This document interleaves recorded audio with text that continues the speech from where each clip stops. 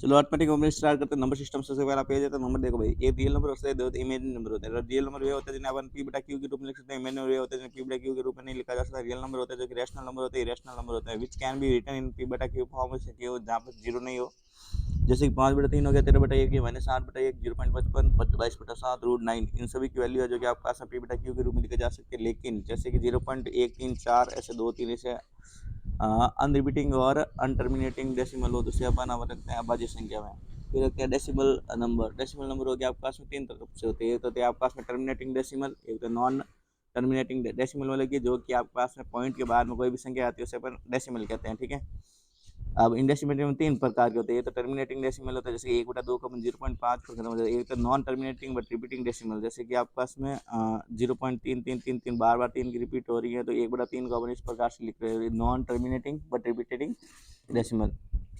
फिर अपने पास में होता है नॉन टर्मिनेटिंग और नॉन रिपीटिंग डेसिमल। तो √2 की वैल्यू होगी 1.414। इस प्रकार से बहुत सारे अंतर चलती है, इसलिए अपन इसे अपरिमेय संख्या कहते हैं। फिर होता है अपने पास में दो टाइप के रैशनल नंबर आते हैं। एक होते हैं अपने पास में इंटीजर्स।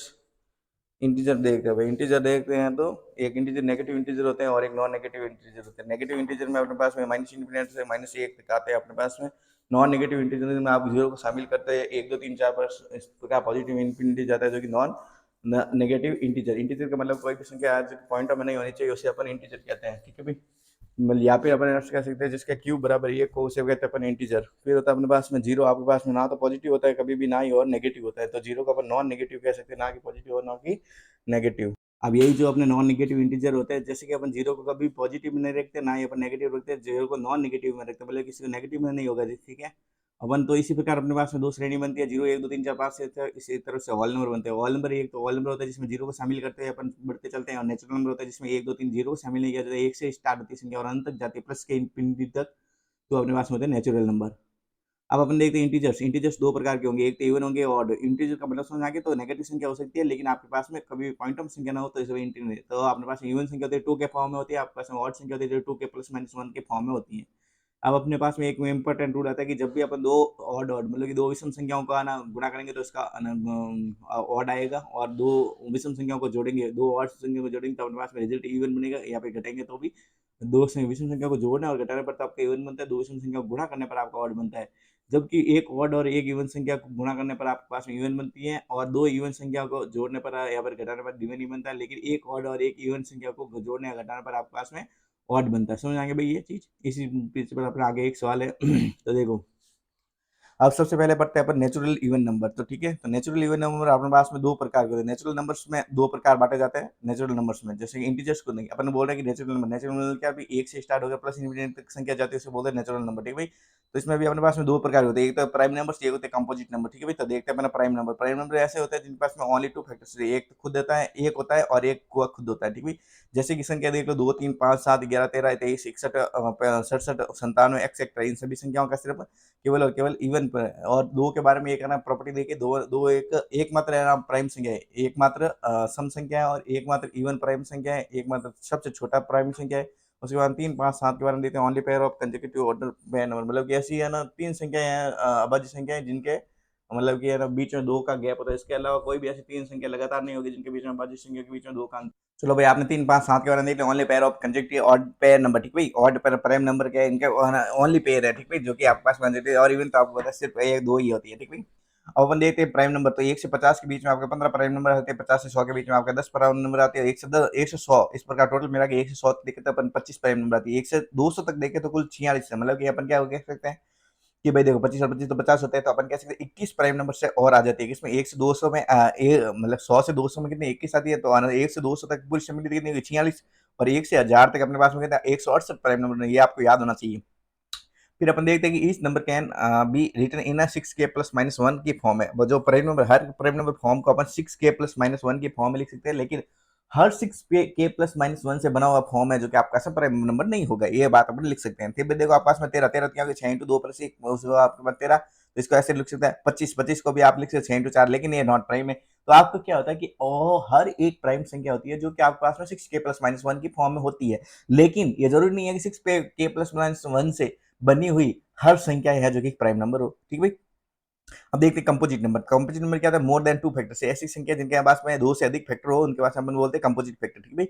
अब देखो जैसे कि 1 1 एंड नीदर प्राइम है और नॉर ही कंपोजिट है। तो वो एक है ना तो प्राइम कह सकते थे नॉर इस कंपोजिट के थे। तो इन संख्याओं की थोड़ी प्रकृति बारे में देखिए। एक है जो इसका अपन नित्य पर प्राइम कह सकते नॉर कंपोजिट कहते हैं। अब जो अपने पास में 4 होता है वो जो स्मॉल है सबसे छोटा कंपोजिट या फिर भाज्य संख्या होती है। 9 होती है जो स्मॉलेस्ट आपके ऑड। देखिए ये तो है ना 4 तो इवन हो गई, लेकिन ऑड कौन सी होगी, तो स्मॉलेस्ट ऑड कंपोजिट नंबर है जो कि आप 9 इन चारों की प्रकृति आप देख लो भाई, 1 4 और 9।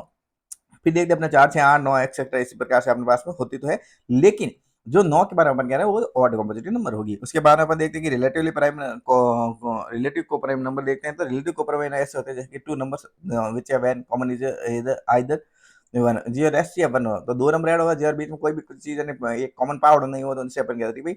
वैसे देख लो 25 और 16 इन 25 और 19 में भी एक एस से पे एक है, और 16 और 9 के बीच में इन दोनों संख्या का एस से पे एक है, 2 से 3 इसका एस से पे एक, 11 से 13 इसका ऐसे। फिर देखते अपन ट्विन प्राइम एडिशन क्या करो जी और बीच में गैप दो या करो ट्विन क्या करो, लेकिन को प्राइम हो जाएगा भाई। को प्राइम या फिर रिलेटिव प्राइम दो तो एस पे होना चाहिए, लेकिन ट्विन प्राइम में ऐड हो या करे अपन पार्ट जी संख्या बीच में दो जैसे 3 और 5 5 और 7 ऐसे ट्विन प्राइम, ठीक है भाई। जुड़वा जुड़वा मतलब दो ने जो छोड़ on bar perfect number though if the sum of all the factors excluding that number is equal to that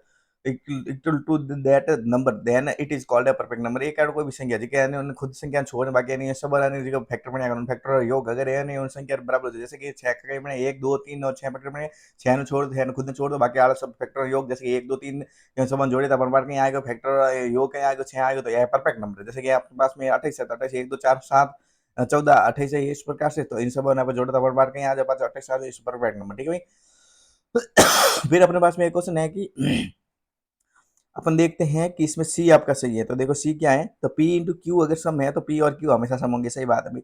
अगर दो सम संख्या या ना गुणा होकर संबंध है, एक अगर ऑड हो गई एक इवन हो गई तो उसमें हमेशा इसका जो आपके पास फैक्टर देखो वो आपके पास में इवन होगा, ठीक भाई।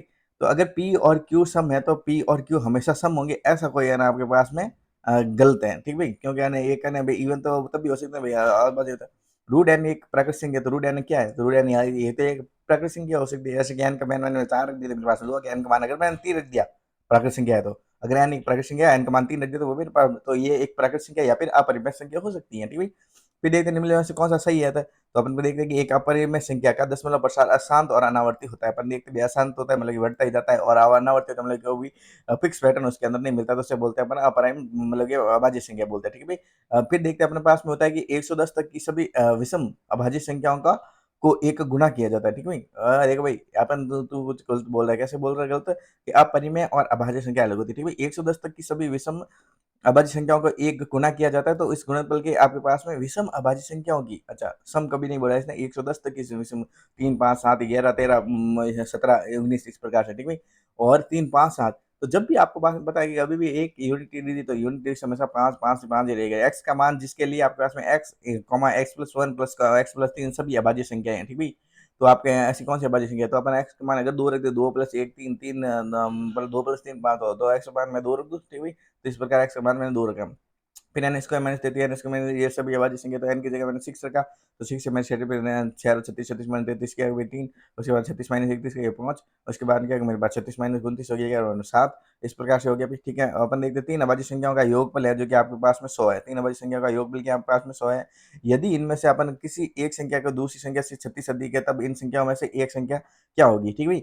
तो 3 अभाज्य संख्या उनका योगफल दे रखा है 100, योगफल सम दे रखा है आपके पास में, योगफल कोई चीज का सम दे रखा हो तो 3 संख्या है, तो 3 संख्या में 2 संख्या आपके पास में ऑड हो जाए, 2 ऑड संख्या जुड़ के आपस में इवन जोड़ोगे तब आपके पास में हो जाती है। लेकिन अपन कभी भी ऑड के साथ में अगर इवन जोड़ देते जैसे 3 प्लस 2 तो अगर ऑड के साथ में इवन जोड़ दे तो अपने पास में कौन सा बनेगी, फिर अपने पास में ऑड के साथ इवन मतलब जैसे कि आप ले लो 2 इवन ले लो और एक ऑड ले लो, देखो 2 इवन जोड़ के आपस में इवन देगी, लेकिन है ना एक ऑड प्लस इवन है जो कि आपके पास में ऐसा मामला खराब कर देगा हो जो आपका बनेगा वो फिर वो आपके पास में ऑड बनेगा। इसलिए आप जो एक संख्या को तो इवन ले लो बाकी दोनों को ऑड ले लो ताकि उनसे रिजल्ट इवन बन जाए। तो इस प्रकार से मैंने लिया एक इवन प्राइम नंबर है ना, प्राइम नंबर सिर्फ केवल एक ही संख्या इवन है तो वो है 2, फिर उसके बाद दोनों के ऑड को अपन को ऐसे लेना था कि उनका योग बन जाए ऐसे, ठीक है।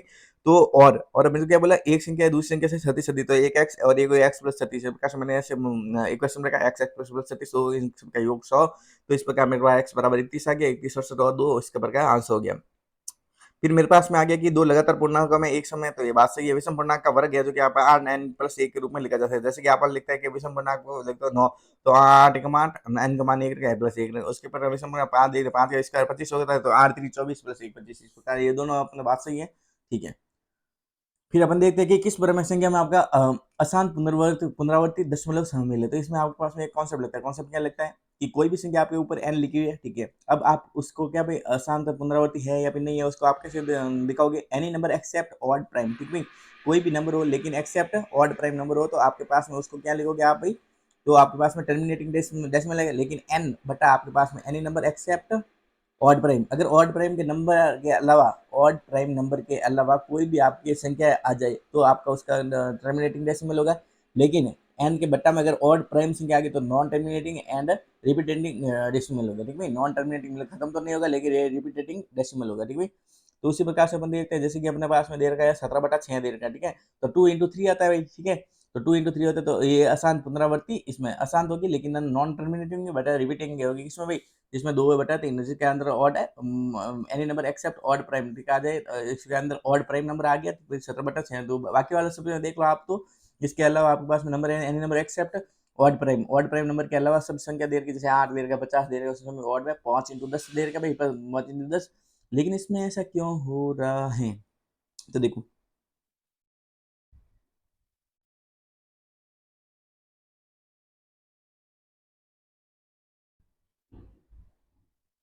Any number except odd prime हो तो तब आपका देखो n बटा अगर ऑड प्राइम नंबर हो तो ऑड प्राइम मिल गया। यहाँ पे ऑड प्राइम यहाँ पे भी है ना, 5 × 10 करे तो अपने पास में ऑड प्राइम है ना भाई। लेकिन वो 5 35 से कट जाएगा, तो इस प्रकार से अपने पास में सरल रूप में क्या होगा? 7 ये होगा, तो उससे आपके पास में हो जाएगा। समझ में आ गया भाई, ठीक है। 17/6 को अपन नहीं काट सकते, ठीक भाई। फिर देख लेंगे अपन क्या होगा भाई। दो पूर्णांक है जो कि पी डी और क्यू है, दोनों एक से बड़े हैं, ठीक भाई।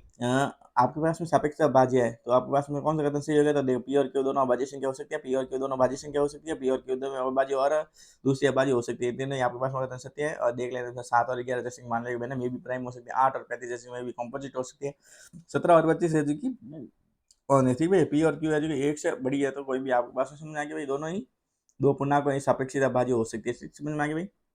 फिर अपन देखते हैं कि दो से अधिक दो अभाज्य संख्याओं का अंतर दो से विभाज्य होता है, ठीक है। दो से अधिक दो अभाज्य संख्या का अंतर है जो कि दो से विभाज्य होता है। जैसे कि अपन देखते हैं कि दो भिन्न पूर्णांकों को, अब इन सब में अपन बात की तो पहली बात अपनी क्या कहते हैं? ऑड माइनस ऑड से अपन दो अभाज्य संख्या, दो से अधिक को भी, दो से अधिक मतलब एक इवन प्राइम है, इवन प्राइम के बाद में सारी ऑड संख्या आएगी, तो ऑड माइनस ऑड अपने पास में क्या होगी भाई? इवन आएगी। अब इवन संख्या अपने पास में दो से पूर्ण विभाजित है, तो ये बात अपने पास में सही होगी। फिर अपन देखते हैं कि बी पॉइंट देखो, आपके पास में क्या दे रखा है कि दो अपन का पूर्णांक दे रखा है m और n, ये एक अभाज्य संख्या p के लिए p गुणनफल m n को विभाजित करते हैं, तो m × n है अपने पास में, ठीक है, बटा p दे रखा है, ठीक है। फॉर कंप्लीट डिवीजन m और n should be multiple of p, और p या तो m या m को n को विभाजित करता है, तो p n में n को, तो इसको पूर्ण रूप से विभाजित करेगा, तो अपने पास में ये भी क्या होगी भाई? अपने पास में दो भिन्न पूर्णांक को विभाजित करता है, सही बाद में। उसके बाद में अपन देखते हैं 6n - 1 के रूप में है, ठीक भाई। तो क्या होगा? यदि एक संख्या 6n तो जहाँ n एक धन में है, तो यह क्या, ये एक अभाज्य संख्या है क्या भाई? ये अपन इसके पूर्ण रूप से नहीं कह सकते, ठीक भाई। 6n - 1 का कोई भी अपन देख जैसे कि 6 36 36 35 35 एक अभाज्य संख्या नहीं है, इसलिए अपन को इसको पूर्ण रूप से नहीं कह सकते। फिर देखते 3 अभाज्य संख्याओं का केवल एक ही ऐसा समस्या जो निकटवर्ती दो अभाज्य संख्याओं में दो अंतर है। तो ये एक बात सही है कि जो कि अपने पास में तीन अभाज्य संख्याओं का एक विषम संख्या, जैसे 3 5 7 ऐसा एक युग में जो कि अपने पास में अभाज्य संख्या का, ठीक भाई। जो 2 5 7 इसमें अंतर है। फिर देखते हैं अपने पास में ए बी एक दो अंकीय अभाज्य संख्या ए बी है जो कि हमने दो, जहाँ पर ए और बी दोनों बराबर नहीं है, जैसे कि 37 हो गया 3 और 7 बराबर नहीं है, 41 हो गया 4 1 बराबर नहीं है, ठीक है। इसी प्रकार से आपके पास में वैसे तो कोई होती नहीं बराबर, लेकिन ऐसे भी इसमें कोई बराबर नहीं है, तो प्राप्त बी संख्या भी एक अभाज्य संख्या होगी, ठीक है। जो आपके पास में बी संख्या होगी वो भी आपके पास में क्या होगी भाई? एक अभाज्य संख्या होगी। इस प्रकार से आपको क्या कहा गया है, ठीक है। तो देखते 2 डिजिट की सारी अभाज्य संख्या तो सबसे पहले आते हैं आपके पास में 11, तो 11 आपके पास में इस रूल से कट गई कि इसने दे रखा है कि ए और बी दोनों बराबर नहीं होने चाहिए, 11 से दोनों एक एक अंक बराबर होगी। फिर देखो 13 होगी 17 होगी, इस प्रकार से सारी ये संख्याएं, ठीक भाई। फिर अपन देखा कि 19 हो गया, तो उन संख्याओं को विपरीत करने पर भी वो आपके अभाज्य संख्या, जैसे कि 13 को आपने उल्टा किया तो आपके पास में क्या बनाया? 13 के उल्टा 31 बनाया, 17 का उल्टा क्या बनाया? 71, ये सब अभाज्य संख्या बनी। लेकिन 23 का जैसे आपने उल्टा किया तो आपके पास में 32 बन गया, एक भाज्य संख्या बन गई। इस संख्या को काट दिया, 29 को काट दिया, 12 बन गया, तो 31 को काट दिया आपने, क्या हो गया भाई? फिर आपके पास में 37 को काट दिया। इस प्रकार से आपके पास में ये सारे कट गए, ठीक भाई। अब देखते हैं अपने पास में आता है कि ये सारे काटने के बाद में ये सारे कट गए अपने, अब इन जो सभी संख्याओं का योग आप याद कर लो, जैसे कि 13 हो गया, 17 हो गया, 31 हो गया, इन सबको उल्टा करने पर भी आपका ये बनती है, ठीक भाई, 79 वगैरह हो गया, ठीक भाई। तो इनके आप अभाज्य संख्या के इन योग याद कर लो, ये आपको क्वेश्चन में आ गया था। फिर 13 क्वेश्चन देखो, m है जो कि 0 और 50 के बीच की अभाज्य संख्या, और n है जो कि 50 और 100 के बीच के अभाज्य संख्या, 9 की संख्या है। तो m माइनस n के रूप में आपके पास में क्या होगा, तो आप समझ सकते हो कि भाई m 0 और 50 के बीच में कितनी 15 अभाज्य संख्या थी, और n मतलब 50 और 100 के बीच में कितना है, 10 आती है, और अगर 1 से 100 तक के तो अपने पास में आती है कितनी भाई, 25, और 1 से 200 के बीच में हमने ये 46 टोटल होती है, ठीक है। तो इस प्रकार m माइनस n अपने पास में क्या है, 5 आ जाएगी, आपको पता होना चाहिए। फिर 3 नंबर ये जो एक दूसरे के सहअभाज्य है, 3 नंबर क्या है आपके पास में, एक दूसरे के सहअभाज्य है, और एक दूसरे के सहअभाज्य के मतलब समझ आएगी भाई, तो दोनों ही सहअभाज्य मतलब कि कोई भी है ना, किसी में कॉमन मल्टीपल नहीं होगा, ठीक है। और पहले के 2 के गुणनफल 286, अंतिम के 2 गुणनफल, तो अपन कह सकते हैं a इंटू बी का गुणनफल 286, और तो इसमें ऐसा कुछ कॉमन तो होगा, दोनों में से कोई कॉमन संख्या होगी, वो दो कॉमन संख्या वही काटेगी भाई, ठीक है। तो अपन ने देखना चला, तो अपने पास में कौन सा भाई, देखो अगर सिंप्लीफाई अपन 22 से करें, ठीक है भाई, तो सिंप्लीफाई 22 से करें, तो 22 से ना अपने पास में ये भाई क्या भाई, ये देखो 13 और 22 अपने आप में अभाज्य है, और 22 और 35 अपने आप में अभाज्य है, सहअभाज्य है, दो संख्या सहअभाज्य है। तो इनको अपन कट करके देखो, नोडल में से कॉमन संख्या जो काटेगी वो आपके पास में तीसरी संख्या हो जाएगी, बाकी वाली जो बची हुई है और अनुपात वो बचा हुआ सरल अनुपात है, जो कि आपके पास में बाकी दो संख्या हो जाएगी। जैसे एक्स वाई तरह जेड अभाज्य संख्या, तो X plus Y plus Z आपके पास में 38 है, तो एक्स का अधिकतम मान कैसे, अब आप बताया कि कोई भी संख्या अभाज्य है, तो उसमें अब उसका सम दे रखा है, सम दे रखा है, तो आपको पता होना चाहिए कि वो आपके पास में देखो इवन संख्या, तो आपके पास में अगर किसी संख्याओं का योग अगर इवन आ रहा है, तो इवन आ रहा है, तो उसमें प्लस में भी इवन होगा। अब इवन आएगा, तो इवन तो अपन को पता है अभाज्य संख्या, तीन अभाज्य संख्या दे रही, तीन अभाज्य में से केवल और केवल एक ही अभाज्य संख्या, और प्रकृति में केवल और केवल एक ही सम संख्या है जो कि अभाज्य हो सकती है, वो कौन सी है, दो। अब दो तो अपन रख दिया। अब तो जो बाकी शेष बची उनसे भी अपन क्या आशा करते हैं कि दो दो दो संख्या क्या होगी, ऑड होगी, क्योंकि अपन एक इवन संख्या थी वो ही ले ली है, ठीक है। तो बाकी सब आपके पास में होना चाहिए, जो कि वाई प्लस जेड है, जो कि आपके पास में होनी चाहिए, वो आपके पास में इसका वाई प्लस जेड है, इसको आपको क्या होना चाहिए भैया ना, ऑड और ऑड इन दोनों का योग ऑड ऑड होगा, तभी तो उनका परिणामी रूप से आपका इवन निकलेगा। तो एक्स मैक्सिमम और वाई प्लस जेड हो गया, ठीक भाई। इस बार x plus Y plus z है बराबर इवन हो गया।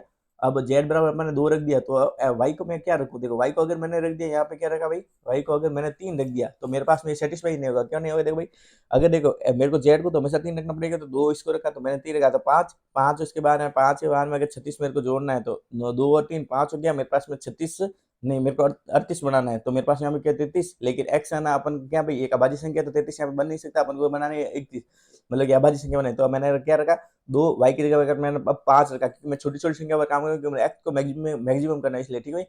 तो मैंने 2 की जगह यहाँ पे रखा, मैंने वाई की जगह 5 रखा, तो मेरे पास में आ गया एक्स बराबर 31, तो एक्स मैक्सिमम का आंसर मेरे पास में 31 आ गया। फिर एन 3 अंकों की सबसे छोटी अभाज्य संख्या है, एन है जो कि 3 अंकों की सबसे छोटी अभाज्य संख्या है, तो सबसे छोटी अभाज्य संख्या 3 अंकों की क्या होती है, 101 होती है। अब एन को 13 से विभाजित करें, 101 को 13 से विभाजित, 13 7 इक्यावन 13 8 है, 104 होता है भाई, 13 7 इक्यावन होता है, तो इक्यावन होता है कि मेरे पास में क्या हो गया भाई, अपने पास में जो रिमाइंडर आ गया वो क्या गया भाई 10। अब आपको बताना होना चाहिए कि जैसे स्मॉलेस्ट 3 डिजिट प्राइम नंबर होती है 101 होती है, और लार्जेस्ट 3 डिजिट प्राइम नंबर होती है जो कि 997 होती है। उसके बाद देखते हैं 4 क्रमांकित अभाज्य संख्या होती है जो कि आरोही क्रम में है, 4 क्रमांकित अभाज्य संख्या है आरोही क्रम में, मतलब कि बढ़ती क्रम में।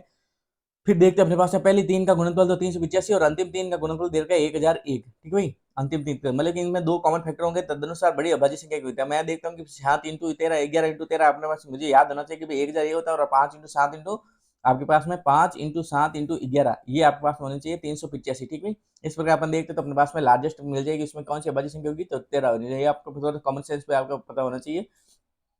फिर अपन देखते हैं कि अपने पास में प्राकृत संख्याओं के ऐसे कितने युग में जिसका वर्गों का अंतर है जो कि 35 है, तो प्राकृत संख्या देखनी है, और ऐसे कितने वर्ग प्राकृत संख्याओं के ऐसे कितने युग में जिनके वर्गों का अंतर है जो कि 35 होता हो, ठीक भाई। मेरे को देखना है, जैसे कि मैं कहता हूँ कि भाई 4 और 1, जैसे कि 2 किसका 4 और 1 इसका भी 3 आ गया, जैसे कि मैं कहता हूँ कि भाई अपने पास में 5 और 3 इसका भी 3 आ जाए, इस प्रकार से अपने पास में ऐसी कितनी वर्ग संख्या है, ऐसे कितने जुड़े बनते हैं। तो मैंने सबसे पहले क्या माना कि ए और बी दोनों ही पॉजिटिव इंटीजर, ठीक है। अगर मेरे को बोला कि वर्गों का अंतर तो ए स्क्वायर माइनस बी स्क्वायर बराबर 35, अब मैं जानता हूँ कि ए स्क्वायर माइनस बी स्क्वायर क्या मतलब सर्वश्रेणी में किस रूप में खुलती है, ए माइनस बी इंटू ए प्लस बी से, ए प्लस बी बराबर 35, तो 1 इंटू 35 हो गया बराबर 5 इंटू 7। अब मैं इनको कैसे कैसे लिख सकता हूँ, देखो भाई मेरे पास में अगर इनको वर्गों का अंतर होना चाहिए, तो मेरे पास में ये संख्याएं जो भी होती है ना, ये संख्याएं इस प्रकार से होनी चाहिए कि अब मैं अगर इनकी दो संख्याओं निकालता हूं, तो मेरे पास में कभी भी ये संख्याएं हैं जो कि पॉइंट में नहीं आनी चाहिए, क्यों, चूंकि मैं प्राकृत संख्या ले रहा हूँ, प्राकृत संख्या मतलब कि ये अपने पास में पूर्ण रूप से संख्या होगी। अब जैसे a प्लस बी अगर मैं ऑड लेता हूँ, और a माइनस बी ऑड लेता हूँ, दोनों को ऑर्डर को मैं अगर योग करूंगा तो मेरे पास में, क्योंकि मुझे a की वैल्यू निकालनी, तो मैं क्या करूँ, दोनों का योग करके उसके बाद बटा 2 करूंगा तो मेरे पास में इवन आएगी। अब मैं दोनों ऑर्डर को हटा दूंगा, 7 माइनस 3 करूंगा तो मेरे पास में क्या है, वो 4, उस ऑड को घटाने पर भी आपके पास में ये आएगा भाई इवन। समझ आ गई भाई, या फिर दोनों इवन हो, इवन इवन करेंगे तो इवन का बटा 2 आएगा। लेकिन कभी भी एक इवन प्लस 2, एक इवन प्लस एक ऑड हो तो आपका रिजल्ट है, परिणाम रिजल्ट ऑड बनेगा, ऑड बटा 2 बनेगा, जो कि कभी नेचुरल नंबर नहीं होगी। तो इसी प्रकार से मैंने देखा कि अपने पास में 35 को मैं कैसे कैसे 2 गुना करूंगा, लिखते 1 इंटू 35 लिख सकता हूँ, 1 लिखता हूँ 5 इंटू 7, दो तरह से लिख सकता हूँ। उसके अलावा मेरे पास में कोई 35 का नहीं होता है। फिर मैंने देखा कि 1 और 35 दोनों ही ऑड है, तो दोनों ही ऑड, 1 प्लस 35 मतलब कि a माइनस बी की वैल्यू तो 1 हो गई और a प्लस बी की वैल्यू क्या होगी, 35 होगी। दोनों को मैंने जोड़ कर किया तो 36 बटा 2 बल्कि 18 मेरे पास इवन नंबर लिखे। फिर देखो 5 और 7 12 बटा 2 इसी प्रकार से इसमें निकली वही, ठीक है। तो इस प्रकार अपने पास में ये दो पेयर ही पॉसिबल हो सकते हैं। आप इस पूरी रेमेन के साथ में आप इस क्वेश्चन का आंसर देख सकते हो, चूंकि आपके पास में कभी भी डबल दो और संख्या को आप योग करोगे तो आपका परिणाम इवन निकले, इवन का बटा 2 करोगे तो आपके पास में नेचुरल नंबर मिलेगा। उसी प्रकार के इन दो इवनों को जोड़कर आपके पास में बटा 2 करोगे तो आपके पास में इवन ही आंसर मिलेगा। उसी प्रकार के इन दो ऑड को घटाओगे तो भी बटा 2 करोगे तो भी आपके पास में परिणाम इवन आएगा। लेकिन कभी भी एक इवन और एक ऑड दोनों को जोड़ने पर आप परिणाम ऑड आएगा। ऑड बटा 2 होते ही आपके पास में वो सीधी नेचुरल नंबर नहीं होगी, वो पूर्णांक नहीं होगी, वो आपके पास में डेसिमल में चली जाएगी। इसलिए कारण ये इस सवाल पर आधारित है। फिर नेक्स्ट अपन देखते हैं कि जैसे कि अपन को दे रखा है कि how many pairs of natural numbers are there such that the difference of their squares is 40। एक सवाल और a square minus b square बराबर 40 दे रखा है, ठीक है। तो a माइनस बी और a प्लस बी मैं कैसे लिखता हूँ 40, इसमें आपको ये रूल बताया जाएगा। देखो तो 40 को अपन कैसे कैसे लिख सकते हैं, 1 इंटू 40 लिख सकते हैं, 2 इंटू 20 लिख सकते हैं, 4 इंटू 10 लिख सकते हैं और 5 इंटू 8 लिख सकते हैं। अब सबसे पहले अपने पास में वो इसको देखो भाई 1 और 40, 1 तो अपने पास में ऑड हो गया, लेकिन 40 क्या हो गया अपने पास में इवन। तो इवन प्लस ऑड का अपना रिजल्ट ऑड बनेगा, ऑड बटा 2 आपके पास में कभी भी आपका इंटीजर या फिर नेचुरल नंबर नहीं आएगी इनके जोड़े के, ठीक है। अब क्योंकि अपन को इंटीजर करने हैं तो बटा 2 करेंगे तो आप 40 प्लस 1 41 बटा 2 करोगे तो आपके पास में कुछ करना 20.5 आएगी, तो ये आपका गलत हो गया। फिर देखो 2 और 20, अगर 2 और 20 को मैंने जोड़ा, दोनों इवन है, 2 भी इवन और 20 भी इवन, बटा 2 करूंगा मेरे पास में 22 2 बटा 2 11 आ जाएगा। तो दोनों इवन है। यहाँ पे देख 4 और 10, 4 10 40 भी होता है ना भाई, तो ये भी 4 और 10 भी हो गया। लेकिन यहाँ पे देखो 5 इंटू 8 भी 5 8 हालांकि 40 होता है, लेकिन 5 एक अपने पास में इवन है, लेकिन 8 अपने पास में, सॉरी 5 ऑड है लेकिन इवन 8 इवन है। तो इसका पूर्ण रूप से दो, तो इसी प्रकार से आपके पास में दो पेयर इसके पॉसिबल हो सकते हैं इस प्रकार की लैंग्वेज में। फिर अपन देखते हैं कि ए और बी आपके पास में पॉजिटिव इंटीजर है, तभी आप आएंगे जब ए माइनस बी और ए प्लस बी दोनों ही ऑड हो या फिर दोनों ही इवन हो, ठीक है। ए और बी पॉजिटिव इंटीजर तभी आप आएंगे जब ए माइनस बी या ए प्लस बी दोनों ऑड हो या फिर दोनों इवन हो। इसका पूरा तात्पर्य यह निकला, अगर एक इवन और दूसरा ऑड होगा तो ए और बी की वैल्यू डेसिमल में आ जाएगी। समझ आएगा भाई। फिर 19वां सवाल देखते हैं कि सकारात्मक पूर्णांक कैसे एम और एन के कितने जोड़े जो कि आपके पास में इसको तुष्टिकरण करते हैं, ठीक है। तो मैं देखता हूँ कि एम स्क्वायर प्लस 105 तो एन स्क्वायर, तो मैं ऐसे n square minus m square कर सकता हूँ 105, ठीक है।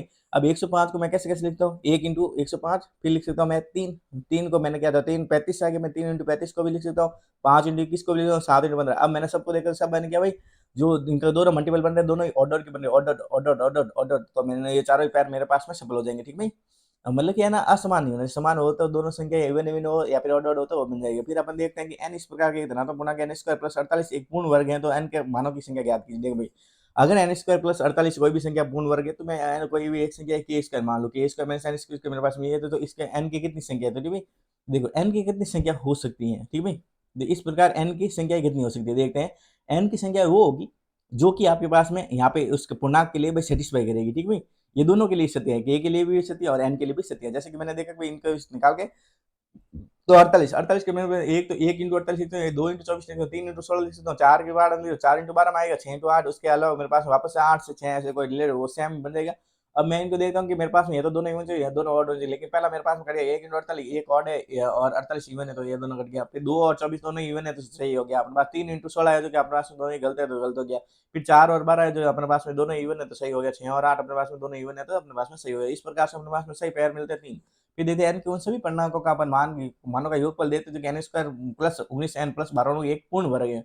अब मुझे अगर एक पूर्ण वर्ग है तो ध्यान पड़ना है, तो मुझे यहाँ पे ध्यान रखना चाहिए कि n square plus 18 n plus मैं अगर कर दूं 81, कैसे कि n स्क्वायर मतलब कि n प्लस 2 का होल स्क्वायर मैं करूं, sorry n plus 9, n plus 9 का होल स्क्वायर मेरे पास में आ जाएगा n स्क्वायर प्लस 2 ये भी मतलब 2 इंटू 9 इंटू n, फिर आ गया 9 का स्क्वायर, ठीक है।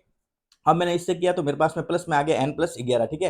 तो परफेक्ट स्क्वायर हो गया आपके पास में n प्लस 9 का स्क्वायर ये हो गया और बाकी बचा जो मेरे पास में n प्लस 11, मतलब कि यहाँ पर अगर मेरे को यहाँ पे इसको पूर्णांक होना है तो मेरे पास में n बराबर या तो -11 होना चाहिए, ठीक है, और स्क्वायर होने के लिए, ठीक है। अब मैंने एक ये देख लिया। दूसरा मैं अगर इसको एक बढ़ा के देखता हूँ, जैसे कि मैं ये तो मेरे पास में आ गया मतलब कि 9 के लिए। अब मैं अगर 10 में बढ़ा के देखूँ तो n square plus 19 n plus 12 अगर मैं इसमें देखो 100 मतलब कि मैं 8 जोड़ दूँ और एक n जोड़ दूँ, ठीक है? माइनस n प्लस 8 एक तो प्लस n प्लस 8 कर देता हूँ इसमें और इसमें से माइनस n प्लस 8 घटा देता हूँ। तो अगर मैं इस परिणामी को शून्य कर दूं n प्लस 8 को शून्य कर दूं n प्लस 8 को परिणाम को शून्य करने में n बराबर माइनस 8 तो एक n बराबर माइनस 11 हो गया, एक n माइनस 8 हो गया। अब मेरे को पूछा है कि इन दोनों का तो n के उन सभी पूर्णांकों का मान योगफल क्या होगा जो इसके n को आपका पूर्णांक बना दो। तो एक तो क्या माइनस 8 और एक माइनस 11 तो इन दोनों का योग क्या हो गया मेरे पास में माइनस 19 हो गया, ठीक है।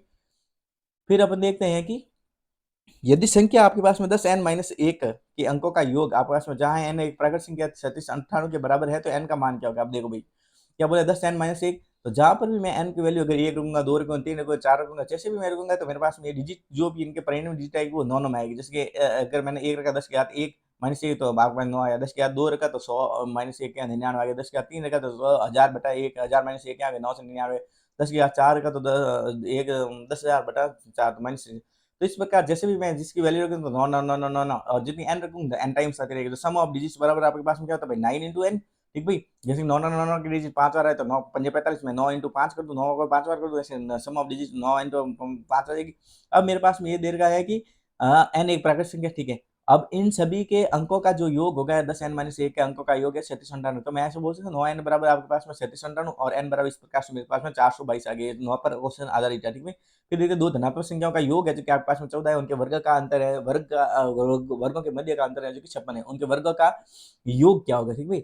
उनके वर्ग का क्या होगा। अब पहले देखो दो धनात्मक संख्याओं का योग तो a प्लस बी बराबर मेरे पास 14, उनके वर्गों के मध्य का अंतर तो ए स्क्वायर माइनस बी स्क्वायर या फिर ये अपन कहते हैं ए माइनस बी और ए प्लस बी तो अपन में ए माइनस बी के अपने लिख लिए। अब आपको पता है कि ए प्लस बी और ए माइनस बी दे रखा है, इन दोनों को जोड़ के एक बटा दो करूंगा मेरे पास एक वैल्यू मिल जाएगी और जो माइनस के साथ में यहाँ पर छोटा है तो उसके साथ में उसकी वैल्यू है, इन दोनों को घटा के मेरे पास में वैल्यू मिल जाएगी। तो ये इन दोनों की वैल्यू मिल गई। अब मेरे को पूछा है कि उनके वर्गों का योग क्या है, तो दो नाम संख्या वर्ग मैंने अलग अलग इंडिविजुअल संख्या निकाल दी ए और बी। अब इनका योग मैंने के लिए एक तो 9 9 का 81 और 5 का 25, ठीक है।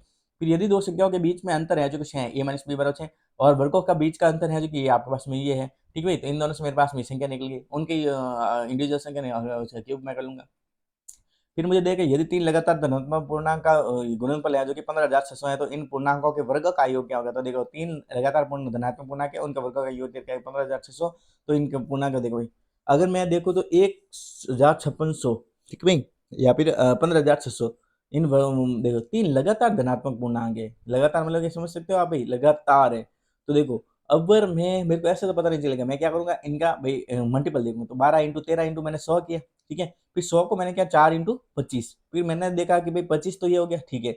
अब मैं देखता हूँ कि मैं 4 को कभी क्या ऐसे कर सकता हूँ तो देखो 12 इंटू 2 किया तो मैंने 24, 13 इंटू 2 किया तो मेरे पास 26, तो 24 26 और 25 आ गए। तो इस प्रकार मेरे 24 इंटू 25 इंटू 26। अब मेरे को बोला है कि 24 इंटू 25 इंटू 26 मेरे पास 15,600 या मैंने एनालिसिस किया किससे भाई इनको संख्या को गुणनखंड के रूप में तोड़ने पर आपको एनालिसिस होगा, ठीक है। अब मेरे को इन सभी का योग पूछा तो 24 का स्क्वायर प्लस 25 का स्क्वायर 26 का स्क्वायर 676, 25 625 और 424 का 576 इन सभी को जोड़ के पर मेरे पास में क्या आ गया भाई 1877 आंसर आ गया, समझ आ गया भाई। दो प्राकृतिक क्रमागत विषम संख्याएं हैं उनके वर्गों का योगफल आपको दे रखा है 394। दो प्राकृतिक क्रमागत विषम संख्याएं उनका वर्गों का योगफल 394 दे रखा है। तो आपको ज्ञात होना चाहिए 394। आप क्या करोगे 394 का पहले आधा आधा कर लो। 394 का मैंने अगर आधा आधा करना चला तो मेरे पास में 400 में से मैंने 6 निकाले और भी निकाले तो ठीक है 200 लगभग। तो मेरे पास में 197 के आसपास आएगी। तो मैं बोलता हूँ 114 का स्क्वायर होगा तो 14 का स्क्वायर तो है तो मेरे सेंटर में आ रहा है तो एक तो 13 का स्क्वायर हो जाएगा, एक क्या हो जाएगा 15 स्क्वायर। इन दोनों को जोड़ने पर आपको क्या मिल जाएगा भाई 13 प्लस 15 का ये आ जाएगा, ठीक है। फिर देखते ए बी और सी इस तरह के तीन भिन्न है कि भाई ए से बड़ा है बी से बड़ा है क्या भाई सी है, ठीक है भाई। सी बी से बड़ा है और बी है जो कि ए से बड़ा है। इस प्रकार सी अब देख रहे आगे कि सी है जो कि ए के द्वारा विभाजित किया जाता है। सबसे बड़ी संख्या सी है जो कि ए के द्वारा छोटी संख्या ए के द्वारा तो परिणाम 5/2 होता है। जो बी से अधिक जो परिणाम आता नहीं है अगर मैं सी बटा ए कर दूं उसका परिणाम तो मेरे पास तो परिणाम मेरे पास 5/2 और ये 5/2 है जो बी से आपके 7+4 7/4 अधिक है, ठीक है। और मुझे पास में अगले देर का ए प्लस बी प्लस सी बराबर 1 से 11/12 है तो सी माइनस ए बराबर क्या होगा। अच्छा ठीक है सबसे पहले अपन सी बटा ए बराबर 5/2 दे रखा है और 5/2 बराबर बी प्लस 7/4 दे रखा है। इससे अपन बी की वैल्यू मैंने निकाल ली मैंने। फिर देखो मेरे पास में क्या निकला। अब देखो ए और प्लस सी अपने पास में ये दे रखा है भाई ए बी की मेरे पास में एग्जैक्ट वैल्यू है और इनकी ये वैल्यू दे के मेरा 12 का 12, 12 प्लस 11 क्या हो गया भाई 23, 23/12 हो गया ये। ठीक है, अब a प्लस सी की मेरे पास में जो वैल्यू है a प्लस सी, इसकी वैल्यू है जो क्या मैंने अब कैसे निकाल सकते भाई 23/12 माइनस 3/4, इसमें करेंगे 7/6 आ गया मेरे पास में ये। ठीक है, a प्लस सी की वैल्यू। अब मैं देखता हूँ कि a प्लस सी की वैल्यू मेरे पास में ये आई है, तो इससे मैं कह सकता हूँ कि भाई अगर मेरे पास में अनुपात में, तो मैं कह सकता हूँ 5 और 2 दोनों 7 यूनिट है। अब 7 यूनिट की वैल्यू मेरे पास 7/6 है, तो 1 यूनिट की वैल्यू मेरे पास क्या होगी 1/6 होगी। अब मुझे निकालना है c माइनस ए, इसका मतलब क्या हो गया मेरे पास में 5 माइनस 2 मतलब कि 3। अब यूनिट में चल के अपन 3 इंटू 1/6 बराबर क्या हो गया पास में 1/2 यूनिट में समझ आ गया भाई यूनिट, और ये एग्जैक्ट वैल्यू a प्लस सी, और वहां से आपका यूनिट की वैल्यू वैल्यू से अपने पास में एग्जैक्ट वैल्यू में अपने पास में तुलना की, तो एग्जैक्ट वैल्यू से अपने पास में इस प्रकार से आ गया। अब यूनिट वैल्यू से वापस करके अपने पास में ये आंसर मिल जाएगा। फिर अपन देखते हैं कि आई बराबर आई मतलब इंटीजर दे रखा है a square plus b square plus c square, जहाँ पर ए और बी क्रमागत पूर्णांक है, और दे रखा है कि सी बराबर ए बी, तो आई अपना आई क्या होगा। ठीक है, यही बात दे रखी है। ठीक है, अब इसको देखते हैं I a square plus b square plus c square. ठीक है, तो मैंने आई ए को 1 और 2 लिया, तो 1 और 4, 4 प्लस 4 ऐसे 9, 9 बराबर क्या होता है 3 का स्क्वायर हो गया। अब मुझे ये समझ नहीं आ रहा है जहाँ पे सी बराबर ए बी दे रखा है, तो मैंने सी की यहाँ वैल्यू रखी ए स्क्वायर प्लस बी स्क्वायर। अगर मैंने ए को 1 और 2 रखा, तो इस प्रकार से हमेशा क्या होगा स्क्वायर और पैन ऑड इंटीजर निकलेगा। जैसे कि मैं अगर रख दूँ 2 और 3 रख दूँ, तो मान लो कि भाई ए और बी क्रमागत पूर्णांक 2 और 3 लेगा मैंने, तो 2 का स्क्वायर क्या हो गया 4, और 3 का स्क्वायर क्या हो गया 9, 9 और 4 13, 13, और यहाँ पे हो गया आपके पास में 2 का स्क्वायर इंटू 3 का स्क्वायर, तो 9 चौक 36, 36 और 10 46, 46 और 3 50, हमेशा और हमेशा क्या निकलेगा इस तरह प्रकार से अपनी संख्या है। तो ये होगी इसका रॉप एन नॉट, समझ में आ गया आपको, संख्या में इसमें रखना है कोई भी आपके दिमाग में अधिक है। अब नंबर सिस्टम की सीट नंबर 2 करते हैं, तो डिविजिबिलिटी ट्रू, तो एक का डिविजिबल एक is not divisible by any number accept 1, एक सिर्फ एक से डिविजिबल है, बट एक ही जाए इनिशियल फैक्टर, सभी क्या फैक्टर है जो एक होता है। फिर दो देखो लास्ट के दो, लास्ट का एक डिजिट है 2 से विभाजित होना चाहिए, जैसे कि 2 4 8 6 और 0, 0 भी आपके पास में 2 से विभाजित होता है। ठीक है, इस प्रकार से। फिर अपन देखते हैं कि लास्ट के 2 डिजिट है जो 4 से विभाजित, और 8 के लिए लास्ट के 3 डिजिट 8 से विभाजित होने चाहिए, आपको पता चल गया। फिर देखते हैं अपन जैसे 1 2 3 4 इस प्रकार से आप गुणित डिजिट, तो गुणित डिजिट में 1 2 से 3 4 अपने पास 9 डिजिट, तो सिंगल सिंगल डिजिट 9 डिजिट यहाँ पे करवा देते, तो मेरे पास शेष कितने रही 70। अब बाकी सारे डिजिट क्या आएगी भाई अपने पास में डबल डबल आएगी, तो अपने पास क्या 70 बटा 35 की, तो 35 और 9 अपने पास में संख्या कितनी बढ़ गई भाई 35 और 9 तक संख्या अपने बढ़ गई भाई कितने भाई 35 और 9 अपने पास में होता है 44, 44 तक संख्या बढ़ती है, मतलब लास्ट डिजिट आपका 44, इस प्रकार संख्या होगी। अब मेरे को पूछा रिमाइंडर क्या होगा, तो आपने मेरे को बताया गया लास्ट में कि भाई 8, 8 का डिविजिबल हमने रूल क्या रहते हैं लास्ट के 3 डिजिट बटा 8 होता है, तो 8 बराबर रिमाइंडर हो गया बस 344 बटा आपने 8 किया, तो इस प्रकार की संख्या को बराबर 0 बराबर, तो इस प्रकार की आपको संख्या के अंक दे देंगे, अंक इस प्रकार चलते हैं, लेकिन आपको संख्या नहीं देगा, संख्या आपके पास में कैसे ऐसे इस प्रकार से आपको निकालनी पड़ेगी। फिर देखो 16 में क्या होता है लास्ट के 4 डिजिट है 16 से विभाजित होने, इसी प्रकार दे देगा जैसे कि 1 2 3 4 5 ऐसी तैसी डिजिट, सबसे पहले 9 डिजिट होगी, 9 की सिंगल डिजिट है। ठीक है, तो 87 में से 9 निकालना, आपके पास में क्या गया 78, 78 को बटा 2 करो, 78 को बटा मैंने 2 किया, तो मेरे पास में आया था क्या भाई 39, 39 है जो कि मेरे पास में यहाँ पे संख्या आगे की है। ठीक है, अब मैं अगर 39 के में 9 जोड़ दूं, 39 में 9 जोड़े तो मेरे पास में संख्या कितनी आ गई 48, मतलब कि लास्ट में मेरे पास में आएगी क्या है भाई 46 47 48 इस प्रकार संख्या होगी। लेकिन मेरे को अगर 16 से विभाजित करना, मेरे को लास्ट के 4 दिन तो 47 48 मैंने 16 का भाग देखा देखा, तो मेरे पास रिमाइंडर रह गया 12। उसके बाद मैं देखता हूँ 3, तो सम ऑफ डिजिट शुड बी ना डिविजिबल बाय 3। ठीक है, तो 3 का क्या होगा भाई जो आपकी संख्या 9 से विभाजित होगी वो 3 से विभाजित होगी, लेकिन जो 3 की विभाजित संख्या वो असल जरूरी नहीं है कि 9 से 9 विभाजित हो, क्योंकि 3 छोटी संख्या और 9 है, 9 का दायरा बड़ा है, इसलिए आपने छोटा दायरा है बड़ा दायरा नहीं आ सकता। फिर 9 सम ऑफ डिजिट देखते हैं, 9 9 के लिए क्या sum of digit should be divisible by 9। ठीक है, इसी प्रकार आप देखते हैं इस प्रकार से रिमाइंडर निकाल से cut all digit whose sum is 9। ठीक है, तो देखो 17 का स्क्वायर है जो कि डिजिटल सम स्क्वायर क्या भाई 8 का स्क्वायर 8, 7 और 1 को जोड़ सकते हैं 8 से 64 64 एक, तो यहाँ पे डिजिटल सम नहीं है। फिर 2 2 5 इसका डिविजिबल सम क्या हो गया 5 और 2 ये 0, डिजिटल सम अगर कहीं पर भी 0 हो रहा है। ठीक है, 5 और 2 2 2 स्क्वायर का क्या भाई 7 और 2 9, 9 डिजिट सम 0 बना दो, इसका 2 8 9, तो इसका शेषफल क्या रहेगा 1 3 8, 8 और 3 क्या भाई अपने पास में 12, 8 और 3 11, तो 9 से बढ़ करके ना 2 जरूरी डिजिट सम होता है अपने पास में, 9 को काट दो उसके बाद में जो भी पीछे बचता है उसका डिजिट सम ले जाएंगे, जैसे 8 3 और 11 11 1 और 1 लास्ट लास्ट वाला डिजिट सम आपके पास में इतना ही आएगा। समझ में आ गया भाई, ये बस 17 का स्क्वायर का 2 से गुना 90 इस प्रकार समझ में आ गया। तो 9 इंटू एनी नंबर कोई भी आपका डिजिट सम उसका कितना बनेगा 9, अगर 9 के अंदर आप कोई भी संख्या फलाना ढीकना कैसे भी संख्या का गुणा कर दो उसका डिजिट सम समय कितने का आएगा 9 का आएगा। ठीक है, 9 इंटू 37 कर जैसे 9 इंटू 37 क्या होता है 333, 333 का डिजिट सम वापस 9 आ गया। समझ में आ गया भाई, तो किसी भी संख्या के साथ 9 डिजिट दे रहे हो आप उसको भाई 9 को काट दो, देखिए उसका 9 क्या डिजिट सम क्या आएगा 9 ही आएगा भाई। ठीक है, फिर देखो जैसे 37 3 7 5 इसका भाई 5 और 3 8 8 और 7 15 15 5 और 1 6 इस प्रकार डिजिट सम आया, तो और 1.803 इसका भी इसका क्यूब का अपन को निकालना है। ठीक है, तो इनका डिजिटल सम अपन पैसे कैसे निकालेंगे भाई, देखो पहले देखो 5 और 7 क्या 12 12 और 3 15 15 5 और 1 6 इसका 6 डिजिट हो गया। फिर देखो अपने पास में 1.8 है 0 है, तो अपने पास क्या क्या है 9, 9 का क्यूब -1, ठीक है भाई।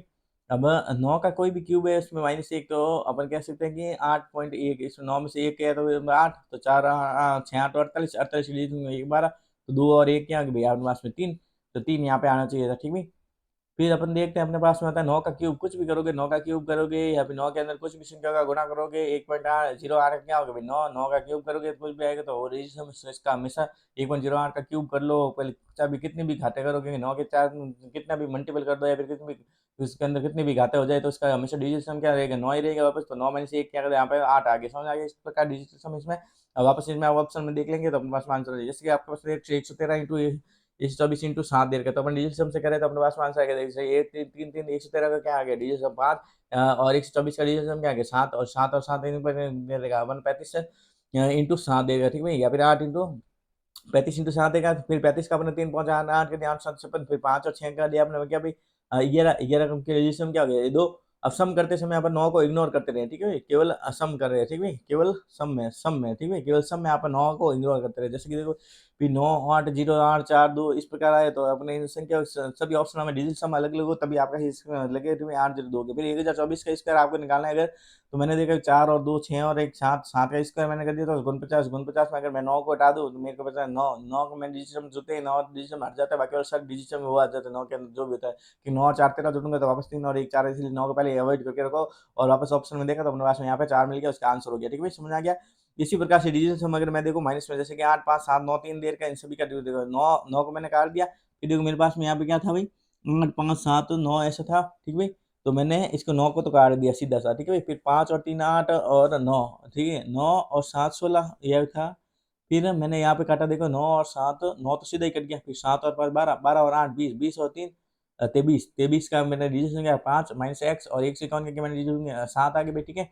अब मैंने यहाँ पे निकाला तो देखो 5 इस साइड में 5 इस साइड में, इस साइड में भी मैंने कर दिया 5, ठीक है भाई, तो डिजिटल में एक्स बराबर मेरे पास में क्या है भाई, एक्स बराबर का डिजिटल मेरे को एक्स, तो एक्स बराबर क्या है 7। अब ऑप्शन मेरे को देखना है 7 का आप मिल रहा है तो 8 4 7 7, यहाँ पे अपने मेरे पास में ऑप्शन डिजिट 7 मिल 8 और 4 12 12 और 6 18 18 और 7 क्या हो गया भाई आपके पास में 18 और 7 25 25 का डिजिट क्या होगा 7, बाकी वाली संख्या किसी का डिजिट 7 नहीं निकलेगा, इसे अपन कैसे कर सकते हैं भाई। फिर देखो 9,009/77 है, तो इसको अपन कैसे कर सकते हैं, देखो भाई जब भी आपके पास में 9,009/77 दे रखा है, ठीक है, तो 9 9 क्या गया 18 18 बटा क्या भाई यहाँ पे आ गया भाई, यहाँ पे 14 14, फिर अंतिम यहाँ पे 9/5 आ गया, ठीक है भाई। तो जब भी 9/5 आ रहा है तो यहाँ पे हो गया 9, आपके पास में लास्ट डिजिट क्या निकल रहा है 9 दिख रहा है, ठीक है, 5 9 में किसी की संख्या का भाग दोगे आप, ठीक है, तो आपके पास में वो डिजिट सम क्या रहेगा 9 ही रहेगा, ठीक है। 9 में किसी संख्या का भाग देने पर आपके पास में 9/9 में किसी संख्या का भाग दे रहे हो तो आपके पास में या फिर 9 का रोज डिजिटल सम 9 ही रहेगा, कैसे भाई देखो तो 117 में 9 आ रहा था ये, तो इसका आंसर क्या हो जाएगा आपके पास में 9 हो जाएगा, समझ आ गया भाई, समझ आ गया। तो आप देखते हैं अपने पास में इन डिनोमिनेटर अगर मैक 1 बनाना है, ठीक भाई, जब भी आपका डिनोमिनेटर आ जाए तब आप क्या करोगे भाई, देखो जैसे कि आपके पास में 1/2 दे रखा है, अब 1/2 को आप कैसे निकालोगे भाई, तो देखो 2 का बनता है 5 के साथ में, तो 5 का किसके साथ बनेगा 2 के साथ में, ठीक है, और 4 का बनता है आपके साथ में 7 चौक 28 8 और 2 से 1, इस प्रकार डिनोमिनेटर 1 बन जाएगा, ठीक है, और 5 का 2 के साथ में 2 का 5 25 47 25 47, और 8 का बनता है 8 के साथ में, ठीक है, लेकिन 3 6 9 का भाई कभी भी नहीं बनेगा, ठीक है। जैसे कि अपन देखते हैं कि भाई अपने पास में आता है 5 4 2 9, अब लास्ट में ऊपर नीचे दे देगा 61, अब अपन सबका डिजिट सम निकाल दिया कि भाई 5 और 4 9 हो गए, 9 से काट दिए 9 9 का काट दिया, लास्ट में क्या रखा अपने पास डिजिट सम में हमने 9 को इग्नोर करते चलना है, तो 2 2 हो गया 2/7 हो गया। अब 2/7 को आगे डिजिट सम से कैसे करें, तो अपन क्या करेंगे ऊपर नीचे 4 से गुना करेंगे, 2 चौक 8 और नीचे बन गया आपके पास में हाथ चौक 28, तो ये तो बन गया आपके, तो इसका इस भाग का पूरा डिजिट सम का 8 आता है, और 8 आपके पास में कहाँ पे आ रहा है, देखो यहाँ पे 7 9 आ रहे तो 7 डिजिट है, यहाँ पे 8 और 6 14 मतलब 5 आया था, डी ऑप्शन में आपके पास 9 9 टर्म 9 डिजिट में आ रहा है, लेकिन बी ऑप्शन में जो कि 9 और 8 मतलब 17 17 को वापस जोड़ गया, फिर 9 को इग्नोर करते चलो 8 आ जाएगा, समझ आ गया बीच आपको। फिर अपन देखते हैं कि 1/3 1/6 और 1/9 यहाँ पर डिजिटल समाव का अप्लाई नहीं होगा, आपको पूरा का पूरा सवाल उससे अपने हिसाब से करना पड़ेगा, जैसे भाग करना भाग करो, ऐसे 1/3 जब भी आपके बट्टा में 3 6 9 बन जाए तो आप डिजिटल सम अप्लाई ही नहीं होगा। फिर अपन देखते हैं गुणा में डिजिटल सम आपका कैसे काम करेगा, देखो भाई 4 4 3 दे रखा है, तो 4 4 8 8 और 3 11 इनका डिजिटल सम बन 2 4 5 6, इसका डिजिटल सम क्या बना आपके पास में 6, उसी प्रकार देखो माइनस आपका 8 7 9 2 इनका सभी डिजिटल सम 8 बना, उसके बाद में देखो आपके पास 20% होगा 555, तो इसका डिजिटल सम इन सब का क्या बना 2 × 6 बना। अब अपने रजिस्टर में देखो 3 - 8 + 3, ठीक है भाई, तो क्या अपने पास में क्या 6 2 12 12 3 3, 3 -8 + 3, तो फाइनल लास्ट एक यूनिट डिजिट में लेके आना है आपके पास में -8 -2 बना था, ठीक है।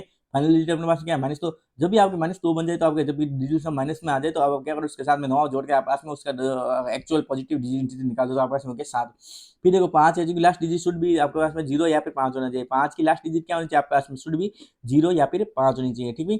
जब भी अब 5 की डिजिट रूल लेंगे ना अपन तो 5 की डिजिट रूल में लास्ट डिजिट आपके पास में शुड भी हमेशा 0 और 5 में होनी चाहिए, ठीक है।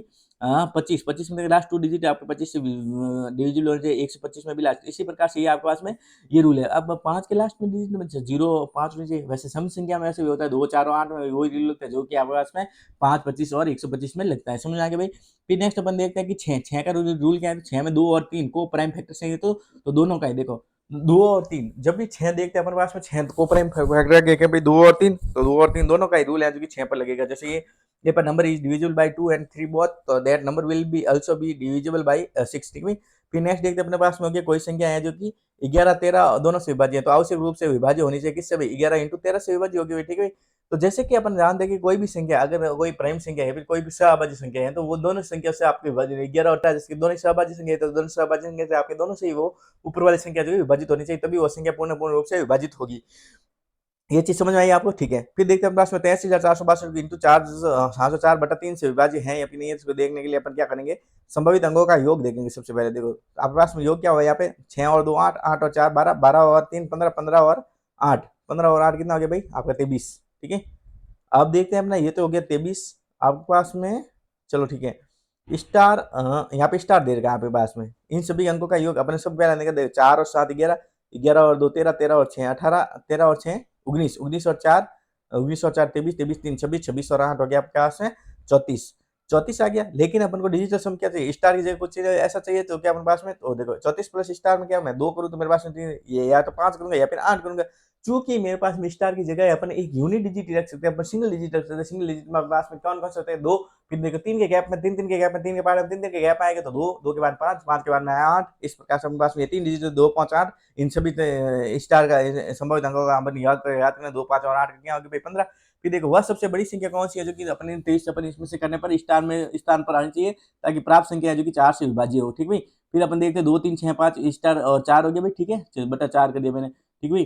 तो इस प्रकार से मैंने किया तो मेरे पास में देखो भाई मेरे पास में बटा 4, तो मतलब लास्ट की 2 संख्या है जो कि मेरे पास में ये किससे विभाजित होनी चाहिए, मेरे पास में ये होनी चाहिए। और ताकि संख्या सबसे बड़ी संख्या चाहिए तो देखो यहाँ पर आ तो 0 भी सकता है। देखो स्टार की जगह 0 भी आ सकता है, 0 4 तो भी लास्ट 2 डिजिट 4 से विभाजित तो भी पूरी संख्या विभाजित हो जाएगी। यहाँ पर 4 और 4 भी आ सकते थे तो भी अपने ये संख्या विभाजित हो जाएगी। लेकिन अपन को चाहिए सबसे बड़ी, तो सबसे बड़ी रखने के लिए अपन क्या रखेंगे, हाँ ठीक है सिंगल डिजिट यहाँ पर रख सकते हैं। सिंगल डिजिट के लिए अपन क्या रख देंगे यहाँ पे 8 रख देंगे। उसके बाद देखो आपके पास होंगे यदि संख्या 105 इस प्रकार 1005 और x और 4 देकर तो 8 से पूरी तरह से अगर विभाज्य है तो x के स्थान पर आपके सबसे छोटा पूर्णांक क्या होगा। तो अगर देखो अब 8 से विभाज्य कोई भी संख्या है तो अपने पास में लास्ट के 3 डिजिट है जो कि 8 से विभाज्य होने चाहिए। तो इस प्रकार से अपने पास में यहाँ पे 0 आ सकता है, ये तो 0 रख के देखते हैं तो 8 संग 48 और पीछे 7 2 24 इस प्रकार से आ सकता है। तो x अपने पास में यहाँ पे सबसे छोटा रखने के लिए 0।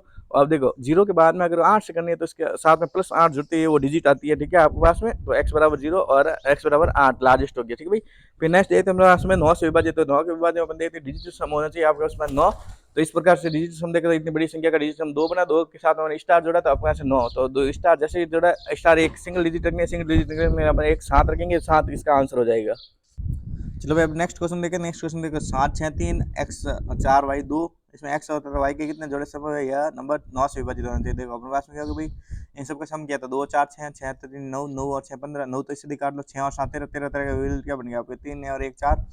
अब मतलब कि 4 प्लस आपके पास में x प्लस वाई, तो आपके पास होता है कि x प्लस वाई को अगर 9 से विभाजित होना है तो आपके पास में 5 बनना चाहिए थे, ठीक है। तो 5x प्लस वाई का 5 कैसे बनेगा, या तो आप 0 और 5 जोड़े 5 और 0 या 1 और 4 या 4 और 1 2 और 3 3 और 2 से ऐसे प्रकार से बन सकता है। मतलब कि आपको x की जगह यूनिट डिजिट आएगी और y की जगह यूनिट डिजिट आएगी और इन दोनों का यूनिट डिजिट का सम होना चाहिए आपके पास 5 या यूनिट डिजिट क्या 0 और 5 होते हैं, 5 और 0 हो सकती है, 1 और 4 हो सकती है, 4 और 1 हो सकती है, 2 और 3 हो सकती है, 3 और 2। इस प्रकार से अपने पास में कितने पैर बन गए कुल अपने पास में ये इतने पैर बन गए। उसके अलावा अगर देखते हैं अपने पास में तो 5 होना चाहिए 14 होना चाहिए, तो 14 अपने पास में सिंगल डिजिट क्या बनती है 9 और 5 5 और 9 8 और 6 6 और 8 हाथ और हाथ। इस प्रकार से ये अपने पास में 11 जुड़े हो गए जो कि अपने पास में बनेंगे। फिर अपने पास में है कि अब देखो नेक्स्ट सवाल अपने पास में 8 9 4 7 5 6 बी 1 ये 9 से विभाजित, तो अपने सभी डिजिट का योग किया तो अपने पास में 4 आ गया। लेकिन अपने उस बाद में अचर है अपने पास ए और बी, तो जहाँ पर बी है ना एक विषम संख्या होनी चाहिए, एक सभी संभव मानव संख्या। देखो अब देखो 4 और मतलब ए और प्लस बी का अपने पास में योग क्या होना चाहिए, अपने पास में 5 होना चाहिए। अब अपन को बोला है कि जो आपका बी होना चाहिए विषम होनी चाहिए, तो बी विषम होनी चाहिए, इसके लिए मैं बोल देता हूँ कि भाई 5 मेरे पास विषम कौन सी होती है, या तो 1 होगी या फिर 3 होगी, 2 संख्या विषम होती है। अगर मैं यहाँ पर 1 रखता हूँ तो बी की जगह 1 रखता हूँ, 1 4, अगर मैं बी की जगह 3 रखता हूँ तो मेरे पास यहाँ पे रखनी पड़ेगी। फिर देख लेता हूँ मेरे पास ए प्लस बी का वैल्यू अगर मेरे पास 14 हो तब भी होता है डबल डिजिट में, ठीक है। तो 14 हो तो मैं बी को अगर 9 रखता हूँ तो मेरे पास ए को 0 रखना पड़ेगा। अगर मैं बी को रख देता हूँ आपके पास में, जैसे विषम में रख दिया मैंने 3 रखा, तो 3 का 14 आपका बनेगा नहीं, फिर 5 रखा तो 5 का मेरे को 14 बनाना हो तो वहाँ पे होगा आपके पास में मतलब कि 5 और 9 बन सकता है। उसके बाद में अगर मैंने यहाँ पे 7 रख दिया विषम संख्या में, तो 7 और अगली एक एक की जगह में 7 होगा तो मेरे पास में ये भी डिजिट सम 14 बन जाएगा। इस प्रकार डिजिट सम 14 होकर इस बाद में मेरे पास में इस प्रकार डिजिट क्या बने हैं, तो ये पास में 4 2 9 7 और 5, ये सारे मेरे पास में विषम मतलब एक ही जगह मैं इन सबको डिजिट रख सकता हूँ।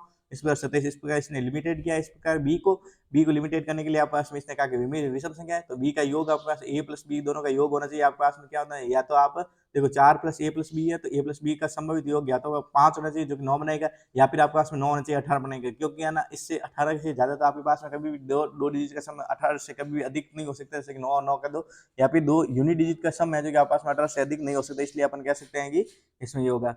फिर देखो आपके पास में 1 2 3 4 इस प्रकार से आपके पास में संख्या लेके 10 11 12 13 14 ये 97 अंकों तक की संख्या है जो 16 से विभाजित होने पर शेषफल कितना ज्ञात कीजिए। तो अपन देखते हैं 97 अंकों की संख्या, तो इसमें पहले 9 डिजिट घटा, 9 डिजिट मैंने घटाया तो मेरे पास 81 आया, 81 मैंने 2 को भाग दिया तो मेरे पास 44 आया, 44 में मैं 9 जोड़ा तो मेरे पास में क्या आएगा भाई 44 में अगर मैं 9 जोड़ा तो मेरे पास में आ गया 53। तो लास्ट की संख्या होगी मेरे पास में होगी जो कि 53 बनेगी, 52 और 53 बनेगी। मेरे को 16 से विभाजित होने पर, तो 16 से विभाजित मेरे पास में लास्ट के 4 डिजिट 16 से विभाजित डिविजिबिलिटी ज्ञात करती है मेरे पास में। उसके बाद मेरे पास में 12 का, तो मैं 12 को देखता हूँ तो मेरे पास में 12 का एक तो 3 होता है, एक होता है 4, तो मेरे पास में इसमें तो सभी अंकों का योग एक तो 3 से विभाजित होने चाहिए। उसके बाद में लास्ट में देखो 4 की विभाजित देखने मेरे पास लास्ट के 2 अंक है जो कि 4 से विभाजित होने चाहिए, तो तब मेरे पास संख्या हो जाएगी। तो इस प्रकार से मैंने संख्या देखी तो मेरे पास में यहाँ पे होगी कि 517 एक्स 324, ठीक है भाई। पहले इनका योग किया तो मैंने 517 एक्स 324 है जो कि अपने पास में किया, तो 12 3 और 4 के रिजल्ट सम हो गए, तो 4 प्लस एक्स है जो कि अपने पास में देखो भाई 4 से तो 3 से पहले तो 4 प्लस एक्स है जो कि एक्स का मिनिमम, तो अपन को क्या बोला है कि एक्स का न्यूनतम मान क्या होगा, एक्स का न्यूनतम मान 4 का सामने एक्स, तो 2 होगा, एक्स का मिनिमम वैल्यू क्या होगी भाई 2 होगी। 3 से जोड़ने के लिए समझ आएगी भाई। और लास्ट के 2 डिजिट तो आपको पता है 24 4 से विभाजित, तो इसमें 4 को अपन को देखने की जरूरत नहीं, अपन 3 की देखने की जरूरत है, इसलिए 12 पर ले अपन ने जो देखा है। फिर यदि 11 का अंकों की संख्या है, 11 अंकों की संख्या दे के 90 से विभाजित, 90 से विभाजित मतलब लास्ट है भाई, तो देखो एक्स और वाई यूनिट डिजिट पर रखे, देखो 90 है, 90 में लोग 9 इंटू 10, 10 के लिए मतलब जब भी आपके 10 होता है 0, तो लास्ट में आपके पास में यूनिट डिजिट आपका जब 0 होगा तभी आपके पास में वो संख्या 10 से विभाजित होगी, तो इस प्रकार वाई की वैल्यू आपके पास 0 होगी।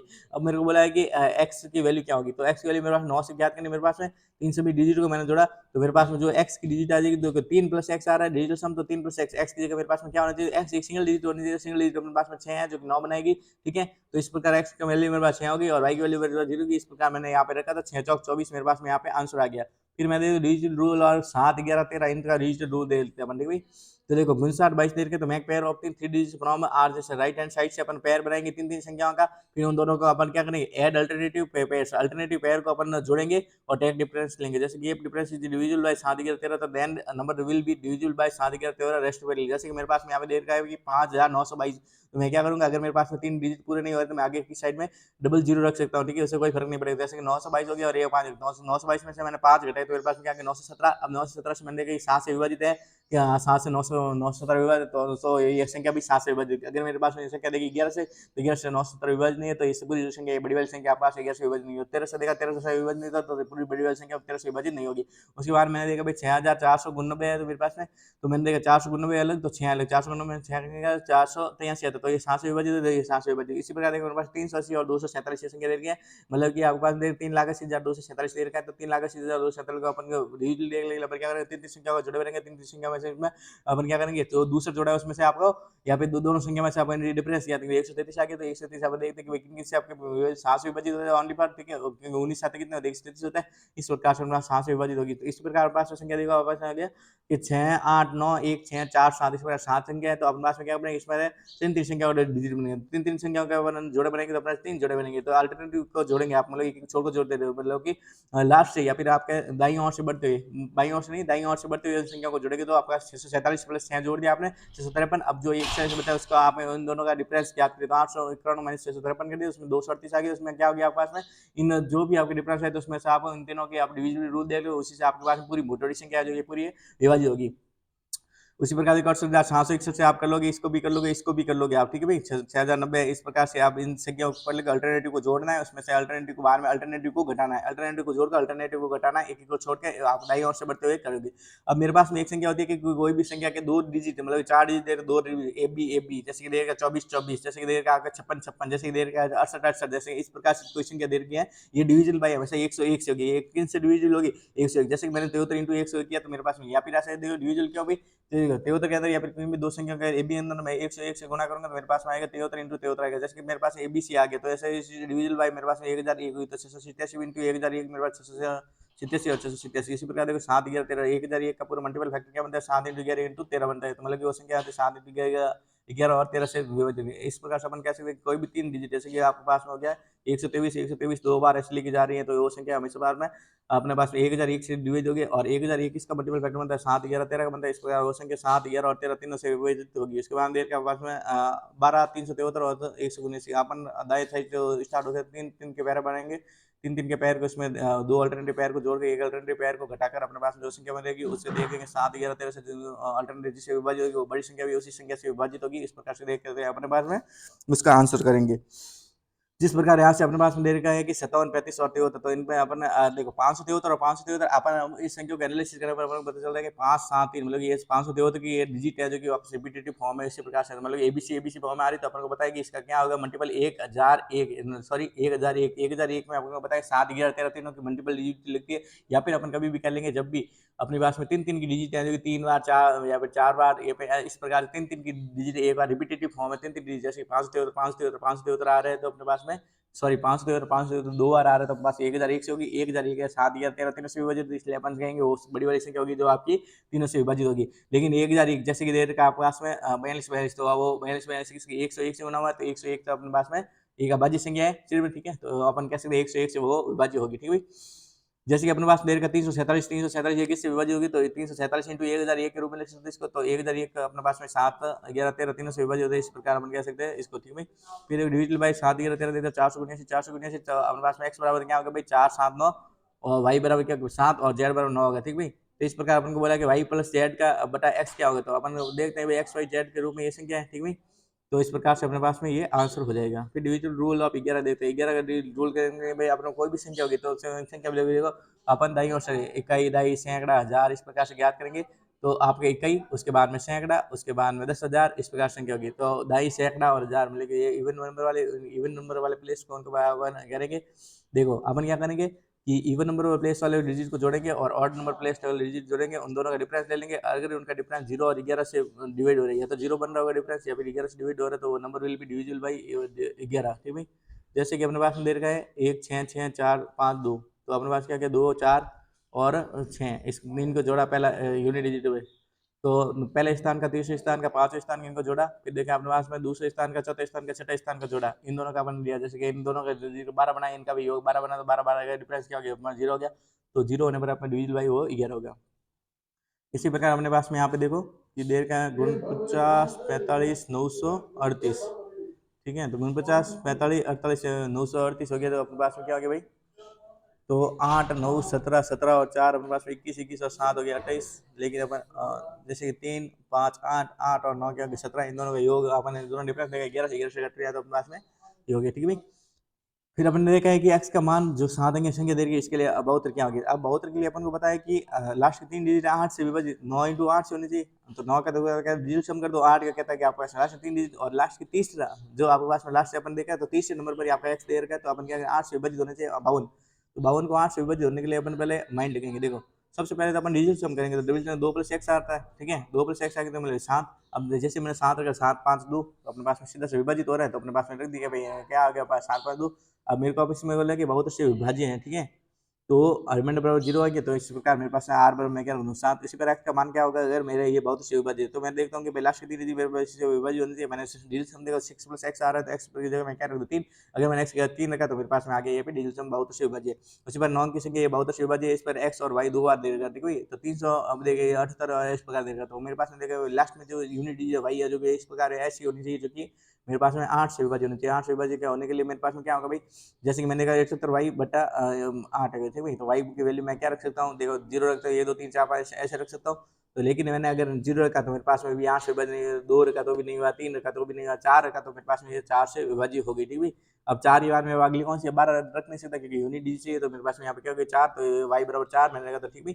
अब देखो जैसे डिजिट मैंने आ गया, अब ये तो मेरे पास 4 है, 4 रखने के बाद मैंने अगर डिजिट, तो देखो पहले तो 8 8 का रूल सेटिस्फाई करेंगे, तो मैंने वाई की वैल्यू मिल गई मेरे पास 4।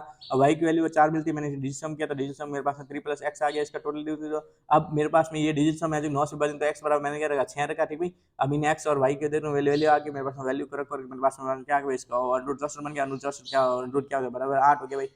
फिर देखो 11 अंकीय संख्या है यहाँ पर मेरे पास में, ये बहुत से विभाज्य, तो मैं पहले तो 67 y है, तो इनको जगह भाई 8 को डिजिटल करने के लिए y बराबर 2 रख दिया। फिर डिजिटल सम क्या 5 + x हो गया, x बराबर 4 रख दिया, उनके दोनों की वैल्यू रख दी, मेरे पास आंसर आ गया। उसके बाद ये रिलेशन की संख्या मेरे पास में ये है बहुत से विभाज्य, तो भी मैं कह सकता हूँ 49, x को मैंने 8 से विभाजित करने के लिए x बराबर 6 रख दिया।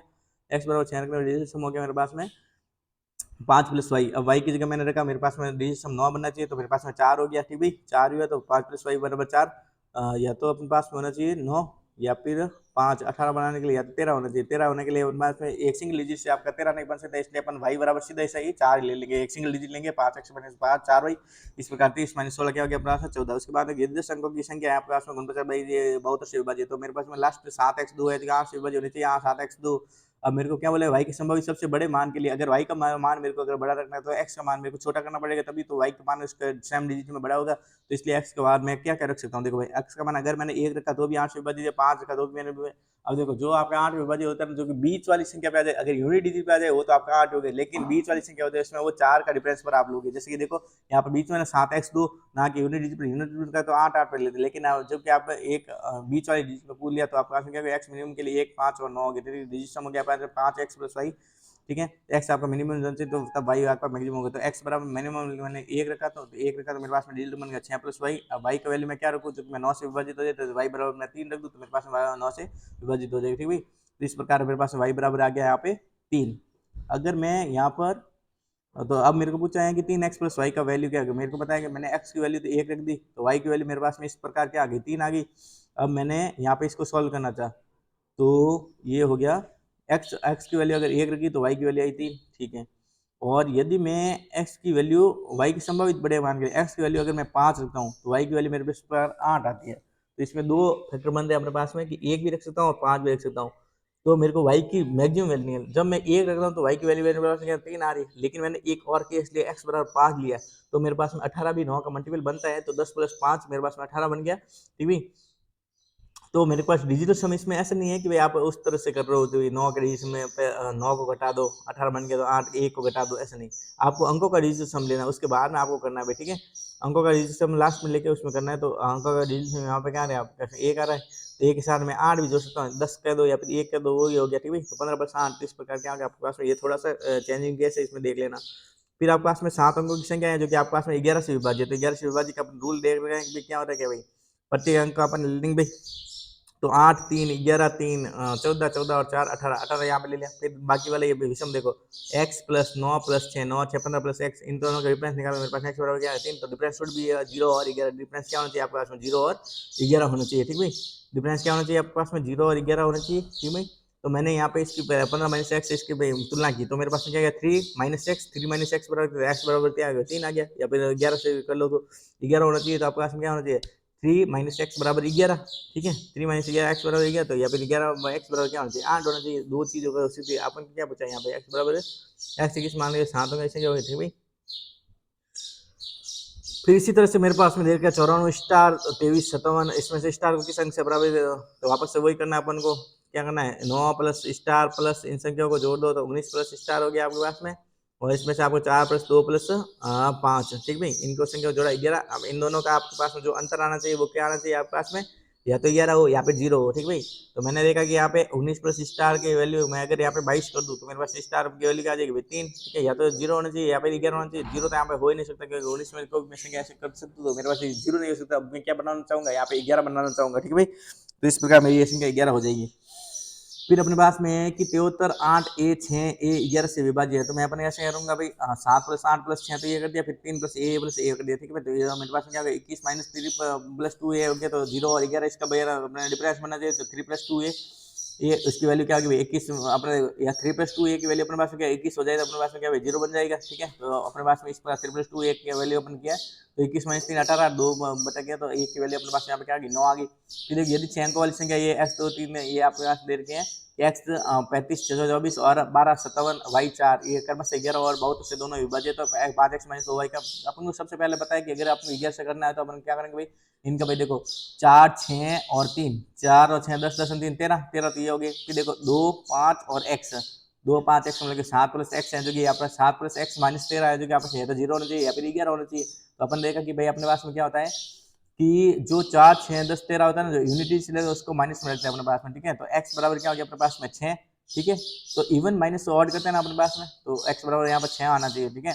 इस बार x बराबर 6 आ गया। उसके बाद देखिए बहुत बहुत से अपने पास में क्या हो गया कि भाई लास्ट के जो 125 7/4 है, 7/4 है जो 8 से विभाजित होना है, पहले ये तो 8 से विभाजित होना चाहिए। और डिजिट सम में अभी अपन 9 से भी देखना है, 9 से भी देखना और 8 से भी, ठीक है। तो पहले डिजिट सम कर दो, y प्लस a का गया, तो y की वैल्यू अपन क्या रख सकते हैं जो कि अपने पास में 8 से तो विभाजित, देखो भाई दो अलग संख्या, या तो अपन 4 रखेंगे तो भी अपने पास में 774 है, ये भी अपने पास 8 से विभाजित हुई, और 784 रखेंगे तो भी। लेकिन अपन को क्या रखना है कि 9 को डिविजिबल भी सेटिस्फाई करानी है, इसलिए y बराबर क्या लेंगे 8, ठीक है। इस पर 5x माइनस है, इस प्रकार इन दोनों का x और y की इस कंडीशन के अनुसार, जो दी गई क्वेश्चन की कंडीशन के अनुसार अपन x और y की वैल्यू रख के इसके बाद में अपन आंसर निकालेंगे, तो अपने पास में आंसर निकल जाएगा। उसके बाद देखो 708 x 6y 8 z 9, ये 9 वाले अंक है जो 99, मतलब कि क्या कह रहा है ये 9 से विभाजित होनी चाहिए और 11 से विभाजित होनी चाहिए। अपन देख लेते हैं भाई, ठीक है। तो 9 और 11 दोनों से विभाजित, तो अपन देखते हैं कि भाई 9 से विभाजन का डिविजन सम तो डिविजन सम क्या 2 plus x plus y plus z बन रहा है इसका, इन सभी का, ठीक है। तो ये 2 plus x plus y z है जो कि 7 होना चाहिए, 16 होना चाहिए, 25 होना चाहिए, क्योंकि अपन जानते हैं कि भाई 2 से डिविजन सम के 18 हो सकता है, ठीक है। और ये अपन ये इतने क्यों ले रहे हैं इसमें, इसमें इतना लेने का कारण ये है, 3 ले लेंगे क्योंकि इसमें 3 डिजिट है, 3 डिजिट का सम है जो कि आपके पास में 27 तक जा सकता है। मैजिक में कितने जा सकता है 27 तक, 2 डिजिट का 18 तक, 3 डिजिट का सम है जो कि अपना नहीं, एक सिंगल डिजिट कहाँ पे, सिंगल डिजिट में कितने 9 डिजिट, 9 तक डिजिट आ सकते, इसलिए 9 लेते हैं सम उसका, और 2 डिजिट का सम अपना 18 तक मैक्सिमम पहुंचने की कोशिश करते हैं, और 3 डिजिट का लेना है 25 तक। तो इसी प्रकार से यहाँ पे 2 plus x plus y z दे रखा है, तो 3 डिजिट है, 3 डिजिट का आपका ये देखो, या तो x plus Y plus z का सम 7 हो जाए, 7 प्लस 2 9 बन जाएगा, या तो x plus Y plus z का सम अगर 16 हो जाए तो 16 प्लस 2 18 बन जाएगा, या फिर x plus Y plus z का सम अगर आपके पास में 25 बन जाए तो 25 प्लस 2 27 बन जाएगा, ठीक है। तो डिजिट सम आप x plus Y plus z का क्या बनेगा आपके पास में 7 बनेगा, ठीक है। अपन अब ऐसे देखा, ठीक है। तो इस प्रकार अपने पास में चेयर डिविजिबल, अब ये तो अपन देख लिया भाई x plus Y plus z का 7 बनेगा। फिर देखो अपने पास डिविजिबल 11 देगा, तो 11 में अपन क्या करेंगे कि यहाँ पे सबको संख्या को जोड़ा, तो देख भाई 9 8 6 0 और इस प्रकार इनको जोड़ा और बाकी वाले इनको जोड़ा, ठीक है। तो अपने पास क्या 38 minus x plus Y plus z इस प्रकार से आएगा। अब मेरे को पता है कि 38 minus x plus y z इनका या तो 0 और 11 से डिविजिबल होने के लिए क्या हो भाई, या तो 0 इनका डिफरेंस या फिर 11 हो, कि मैंने क्या किया यहाँ पे देखा अपने पास में मैंने 16 रखा, क्योंकि मेरे पास में चेक डिलीवरी देखना है, तो सबसे पहले मैंने यहाँ पे 16 रख दिया। मेरे पास 16 मैंने क्यों रखा, क्योंकि मैं यहाँ पे 11 वगैरह कुछ घटाऊंगा। माना कि मैंने अब x plus Y plus z की वैल्यू अगर मैंने यहाँ पे 16 रख दी, ठीक है, मैं 16 रख देता हूँ। मैं अगर 16 ना रखूँ तो मैं 16 ना रखी तो मैंने अगर मैंने 16 ना रखी तो मैंने 33 बनाना चाहा, तो 33 बनाना चाहा तो कोई भी 3 डिजिट है जो कि अपने पास में। अब देखो, अब मैं x plus Y plus z यहाँ पर 16 ही क्यों रख रहा हूँ, क्योंकि अगर मैंने यहाँ पे 7 रख दी, क्योंकि मेरे पास में ऊपर वाले डिजिट सम 9 के डिजिटल सम से मेरे पास में ये 7 16 और 25 हो सकती हैं। अब ये वाली सेटिस्फाई मुझे 11 के रूल में करवानी है, तो 11 का रूल मैंने 7 करवाने चला, तो 38 माइनस 7 मेरे पास क्या 31, जो कि 11 से डिविजिबल नहीं होता है, तो इसको ये 7 मेरे पास हो गया। अब 3 संख्या मेरे को रखनी है, 7 और 16 25, 7 हो गया। अब मैंने 16 रटा, तो 38 में से मैंने 16 निकाला तो अपने पास 22 जो कि 11 का एक मल्टीपल है, इसके कारण ये कट गया और ये सही हो गया। अगर अब मैंने 25 रखा, 25 रखा, मेरे पास में डिजिटल सम कितना बचा भाई, डिविजन में 13 बचा, 13 11 से विभाजन, तो ये वाली संख्या थी। तो इसका परफेक्ट आंसर क्या होगा अपने पास में, पहले 9 वाली देखनी है, 9 वाली के अनुसार अपने पास में 3 संख्या गई थी, उन 3 संख्याओं को वापस आना, तीनों संख्या को करके सेटिस्फाई करना, जो एक संख्या होगी दोनों कॉमन होगी, तो 16 16 तो दोनों कॉमन आ रही, तो 38 16 आपके पास में क्या होगी 22, x plus Y plus z की वैल्यू क्या हो जाएगी आपके पास में 16। इसी प्रकार आपके पास 6 अंक की संख्या दे रखी है 15 x 1 y और 2, ये आपका हमारी समझ लो कि 4 और 11 से दोनों से विभाजित, 4 और से विभाजन आपको पता है लास्ट के 2 डिजिट आपके पास में 4 से विभाजित होने चाहिए, यही बात है। ठीक है, तो अब अपन देख लेते हैं कि 4 और 11, 11 के से विभाजित देख लेते हैं, पहले 4 और 11 से, पहले 11 से देख लेते हैं। 11 से अपने पास में क्या हो गया, तो 2 प्लस 1 प्लस 5 क्या हो गया भाई 8, और y प्लस एक्स प्लस 1, ये क्या हो गया x प्लस वाई माइनस 8, ये क्या हो गया माइनस, इनका क्या हो गया अपने पास में 8। अब मैंने इनका तीनों का निकाला, तो x प्लस वाई बराबर मेरे पास में क्या आना चाहिए 7, तभी मेरे पास में 0 बनेगा, तो 0 बनेगा तो मेरे पास 11 से विभाजित हो जाएगी। अब मैं देखता हूँ कि x प्लस वाई अपने पास में क्या होगा, अपने को भैया 4 से कोई मतलब नहीं है, क्योंकि अपने को क्या बोला x प्लस वाई, और x प्लस वाई में अपने पास 11 के डिजिटल में होगा, जो कि अपने पास में 7 होगी, फिर 7 अंक की संख्या मेरे पास में ये देर की 88 से विभाजित है, तो 8 से विभाजित होनी चाहिए, और ये कहते हैं 11 से भी विभाजित होनी चाहिए, तो 8 से विभाजित होने के लिए मेरे पास में क्या होगा 15 प्लस x, कैसे भाई, तो सभी के मैंने इकाई अंक से स्टार्ट करते हुए विषम अंकों का, इकाई अंक से स्टार्ट करते हुए सम अंकों का योग, इन दोनों का डिफरेंस लिया, इन दोनों का डिफरेंस या तो 11 होना चाहिए या फिर 0 होना चाहिए। अपन ने देखा भाई 11 यहाँ पे 0 क्यों नहीं ले रहे, 0 क्योंकि ये बड़ी संख्या बन रही है, इसलिए अपन 0 नहीं ले सकते, तो 15 प्लस x का योग अपने पास कितना होना चाहिए 23 होना चाहिए, तो 23 माइनस 12 अपने पास में क्या हो गया 11, तो अब इस प्रकार से अपना x बराबर 8 क्या आ जाएगा, क्या आएगा x बराबर 8, और इसको अपन चेक भी कर सकते हैं, x बराबर 8 रखने पर अपने पास में 808 बन गया, जो कि 8 से पूरी तरह से ये तीनों संख्या लास्ट की 3 डिजिट आ जाएगी विभाज्य है। अब मेरे पास में है कि यदि 8 अंक की संख्या है अपने पास में 2074 और x 4 भाई 2 88 से विभाज्य है, तो मैं 4x प्लस 3y बराबर मेरे पास में क्या होगा, तो ये अपने पास में इस प्रकार से आप कर लोगे 4y 2 9x प्लस y, ठीक भाई। इसी प्रकार से आप इस छोटे समभुज से कर लोगे, ठीक भाई।